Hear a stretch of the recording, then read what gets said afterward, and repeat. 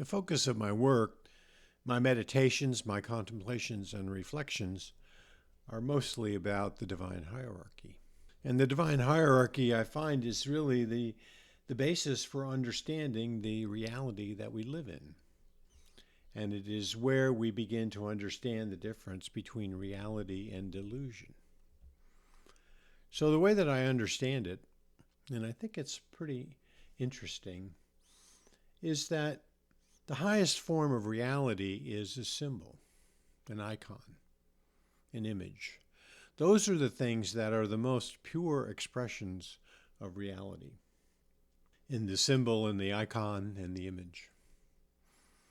And I think historically, if you kind of spend a little time with that, you get the feeling that, that's kind of where it all starts. In likeness and image and icons. So how does that work with regards to the rest of what's going on in the world? Well, one of the things that I have kind of swerved into is the idea of concentration. And concentration as an expression of manifestation. So in order to make something manifest, we concentrate on it and we bring that into reality, into the material world. But what happens as we do that is that we move in the divine hierarchy closer toward materiality. And in that materiality, there is the introduction of illusion. So the more things are material, the more materiality there is, the more illusory it becomes. I know that sounds like a kind of contradiction, but if you think about it for a second with regards to physics, the more that people concentrate on, the nature of the universe, the cosmic reality, the more illusory it becomes. The more the concentrators lose their grip on the reality of what they're concentrating on. It becomes more illusory. So I want to try and say that again. The more you concentrate on something, the more illusory it becomes. And there is a kind of getting lost in your own concentration. Another example of that would be this sort of latest thing in the philosophical world, in the world of the psychologists, is this idea of altruism. And this altruistic world, this extreme altruism, is a focus of great work. I mean, a lot of people are really thinking about this and writing about it, and man, they're posting on Substack and all ever what you want. And this nature of altruism is really the forefront of what's going on in the material world of philosophers, which is a kind of a fun thing to think about, the material world of philosophers. And how they're trying to integrate that into a kind of altruism. And it in reading about it, one of the things you realize is that, at least for me, and I don't mean to sound condescending or weird as hell, but it gets more confusing the more you read about it.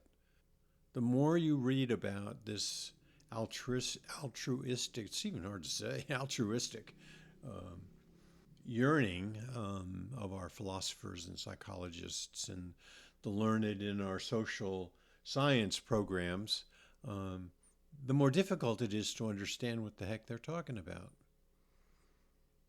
And they are concentrating heavily on this. They are making this mission more material.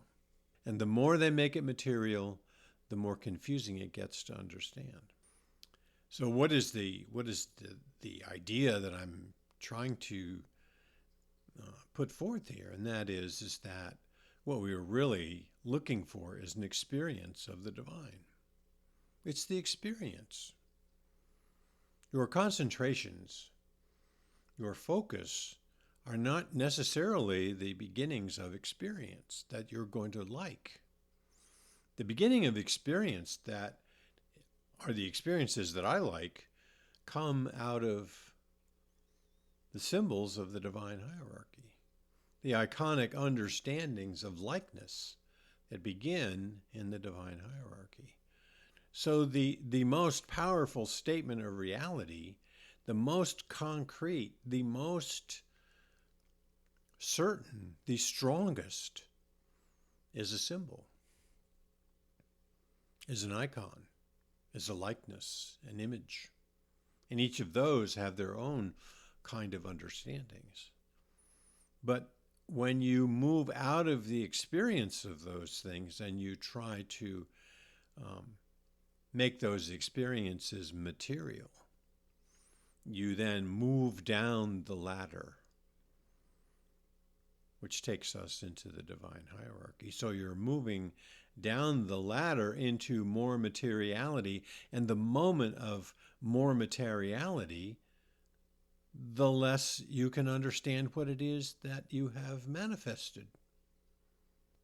It's a strange and interesting thing. It's almost an upside down understanding of reality.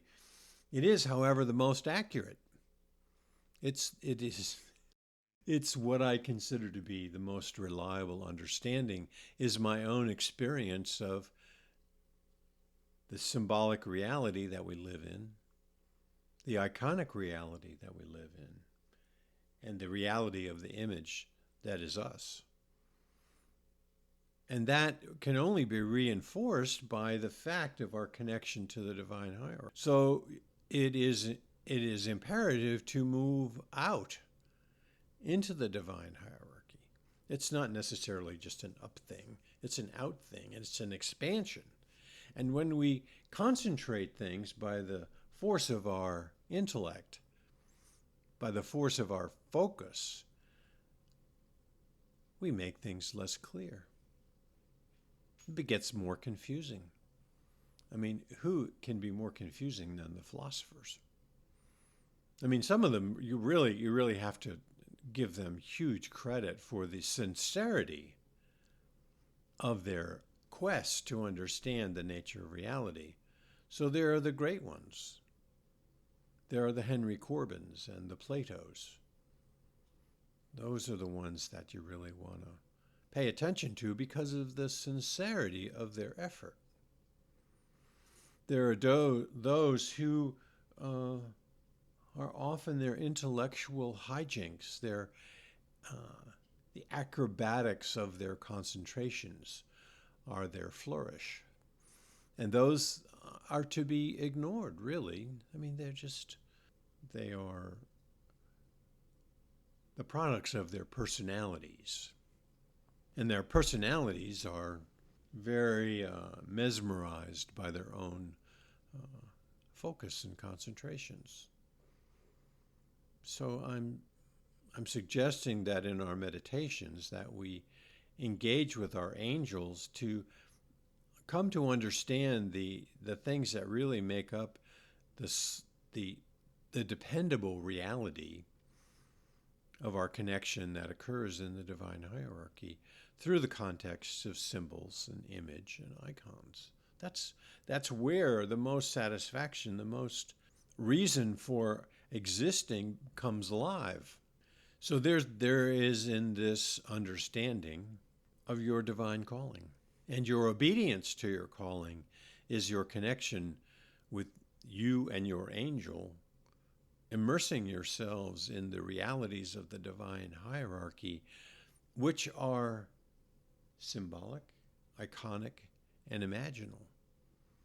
And that's where the experience that we're going to want is to be found. Amen.